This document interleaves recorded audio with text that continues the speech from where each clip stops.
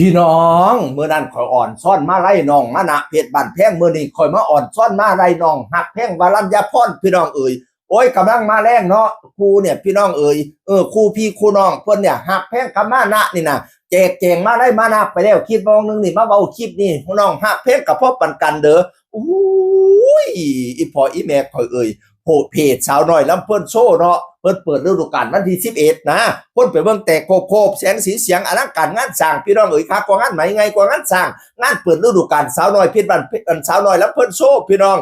ใครเจ้าก็มาโพสแตกแตนมาลัยเปิดวงฮักแพงในวันเปิดฤดูกาลสาวน้อยลำเพิ่นโชว์ปีที่2ดีใจและยินดีกับน้องฮักแพงกำลังใจสำหรับคนขยันป้าอ่อนช้อนไผอีหล่ามาไล่ตัวนะ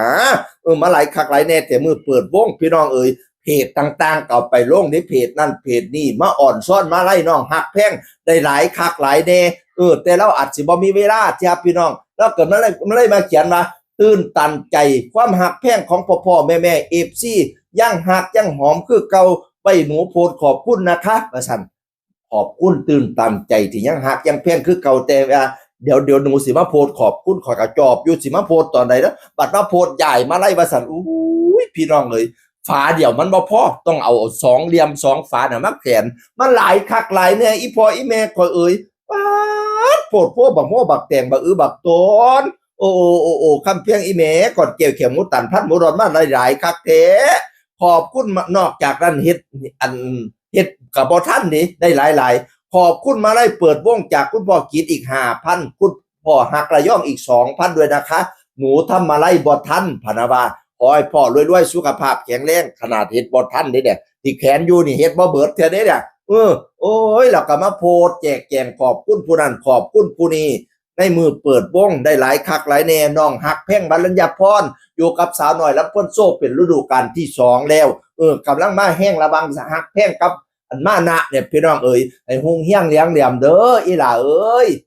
จะเลิ่นแล้วให้เจริญอีกปังแล้วให้ปังอีกดังแล้วให้ดังอีกมาไล่ว่าสันให้ลังมาเท่มากคือดำแกงไปแสดงตั้งไหนFCให้แตกจนล้นอังสนามย่ำเจ้าขึ้นห้านให้โดดเด่นทั้งเวทีให้มีแต่คนหักคนส้มคนนิยมส้มเศร้าเจ้าเงินค้ำให้ไหลเข่าล้นกระเป๋าแน่นอังให้ได้นั่งเป็นเจ้าเงินอันในร่างเป็นเจ้าคนเบาซาลือเงินแสนให้ตกอยู่กลางบ้านเงินล้านให้ตกอยู่กลางเวทีสนุกกอบสนุกโกยกินหอดเงินให้ไหลมากองกินหอดท่องให้ไหลมาเข่าเต็มกระเป๋าตึงให้ได้อยู่กับเงินกับค่ำอยู่บ่เศร้าให้ใบเงินใบค่ำอยู่บ่เศร้านอนหลับให้ได้เงินหมื่นนอนตื่นให้ได้เงินแสนยางแกงแขนให้ได้เงินล้านออกจากบ้านให้ลมคุ้มเงินคุ้มค่ำกินอย่าให้บกจกอย่าให้ลงอย่าได้บกเป็นหาดอย่าได้ขาดเป็นว่าง